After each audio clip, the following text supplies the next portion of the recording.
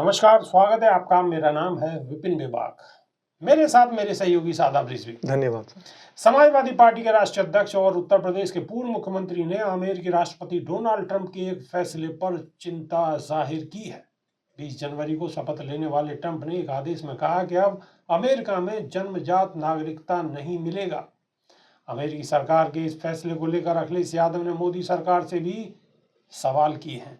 उन्होंने कहा कि अभी अमेरिका ने जो फैसला लिया है कि जन्म से आपको नागरिकता नहीं मिलेगी, तो सोचिए कितने भारतीयों को वापस आना पड़ेगा।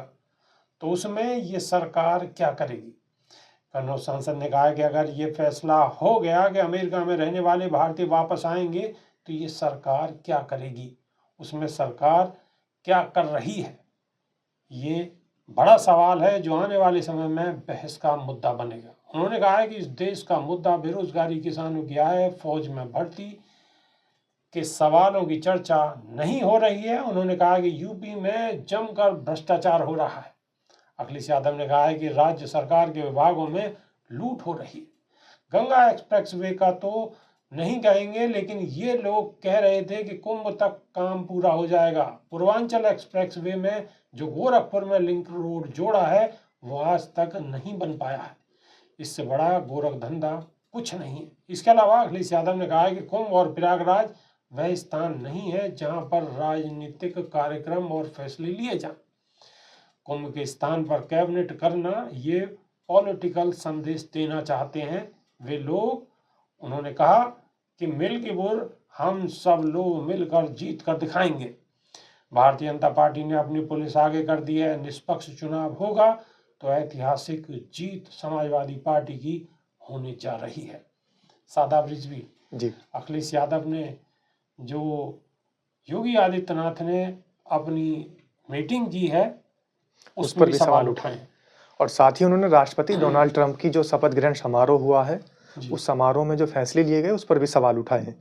और ये सवाल उन लोगों के मुंह पर करारा तमाचा है जो कि हिंदुस्तान के अंदर रहकर, अपने देश में रहकर डोनाल्ड ट्रंप के खिलाफ, डोनाल्ड ट्रंप के पक्ष में नारेबाजी कर रहे थे।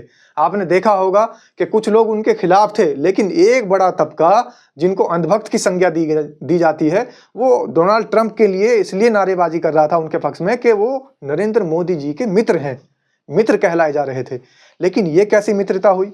अपने मित्र के ही देश के लोगों को वहां से नौकरी से निकालकर वापस उनके देश भेजा जा रहा है। ये कैसी मित्रता हुई? दूसरी बात, मित्रता पर यह भी सवाल उठते हैं कि आखिर शपथ ग्रहण समारोह के अंदर इस देश के टॉप मोस्ट आतंकी करार दिए गए गुरपतवंत सिंह पन्नू, जो कि वहां पर शपथ ग्रहण समारोह में खड़े होते हैं, वहां सबसे आगे नजर आते हैं, और वो वीडियो वायरल हो रही है पूरे देश के अंदर। खालिस्तान जिंदाबाद के नारे भी वहां पर लगते हैं। और मैं आपको बताऊं बेबाक जी कि 2019 से लेकर अब तक शिकंजा कसा जा रहा है। पंजाब के अलावा कई जगह उनकी जो है खोजबीन की जा रही है, और हमारा देश उनको टॉप मोस्ट आतंकवादी की श्रेणी में भी शामिल कर चुका है। लेकिन मित्र के जो हमारे देश के प्रधानमंत्री हैं, उनके मित्र माने जाते हैं डोनाल्ड ट्रंप, तो मित्र ने फिर कैसे एक मित्र के दुश्मन को वहां बुला लिया? ये भी एक बहुत बड़ी सुरक्षा में चूक का सवाल खड़ा कर रहा है। आने वाले दिनों में देश के लिए खतरे वाली बात है। बिल्कुल खतरे वाली बात है। खतरा कौन पैदा कर रहा है? हमारे यशस्वी प्रधानमंत्री नरेंद्र दामोदर दास मोदी जी के मित्र डोनाल्ड ट्रंप। बिल्कुल।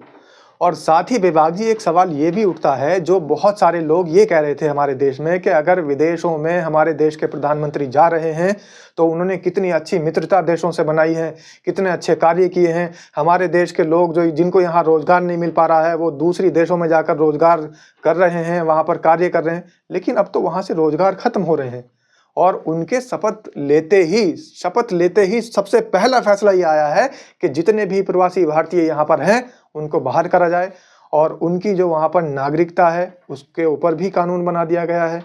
उसके लिए भी अड़चनें पैदा हो गई हैं। तो भारतीय आखिर जाएगा तो जाएगा कहाँ? और उन लोगों को अब जवाब देना होगा जो ये कह रहे थे कि देश के यशस्वी प्रधानमंत्री अगर विदेशों का दौरा कर रहे हैं तो विदेशों से संबंध अच्छे कर रहे हैं।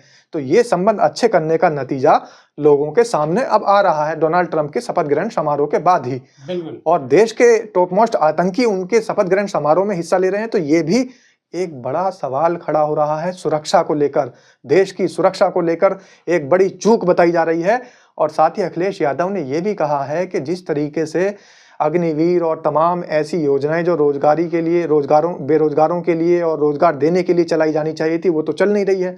और अगर यहाँ का युवक पढ़ लिख कर विदेश जाना चाहे तो अब उसके ऊपर भी तलवार दिक्कतें लटकी हुई है, उन्हें भी वापस आना पड़ेगा। और फिर देखने वाली बात ये होगी कि मोदी जी और भारत सरकार क्या जवाब देती है, किस तरीके से अपने कपड़े बचाती है, क्योंकि कपड़ा बचना बहुत मुश्किल है।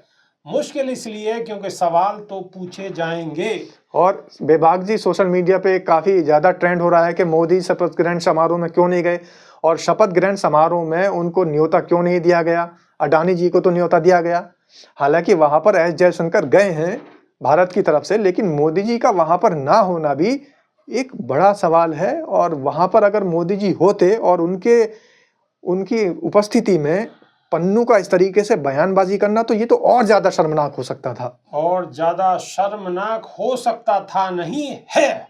बिल्कुल, इससे ज्यादा शर्मनाक कुछ भी नहीं हो सकता, क्योंकि हमारे विदेश मंत्री वहां पर मौजूद थे, अमेरिकी राष्ट्रपति के शपथ ग्रहण समारोह में गए हुए हैं, और वहीं भारत का दुश्मन बैठा हुआ है, भारत के खिलाफ नारेबाजी करता नजर आ रहा और है, नारेबाजी करता हुआ खुलेआम वीडियो में दिखाई दे रहे हैं। तो ये भारत के लिए बहुत ही शर्मसार कर देने वाली खबर। ये तो विश्वगुरु बनने वाली जो बात है विभाग जी, तो कहां से विश्वगुरु भारत बन सकता है।